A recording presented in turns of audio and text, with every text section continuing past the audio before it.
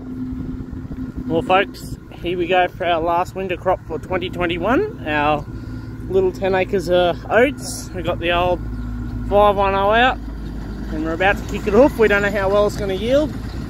Hoping it's going to go, but here we go. So, last field for 2021. Yoo-yoo!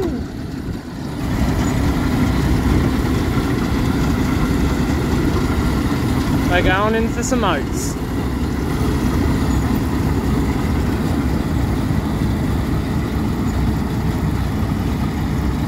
Now, as you can see, we put the shredders on, as we're not going to bale the straw, not the shredders flappers. As you can see, we're leaving a fairly good amount of stubble behind, as we'll just pull a bit of stubble out. As we couldn't get in here weeks and weeks ago to harvest it, it's just downgraded it, and it hasn't made a very nice looking crop. Plus, if you look there, it's all gone black. So we're just going to leave stubble on it, and then I'm assuming we'll put the cows in here one day. And there it is, flicking out some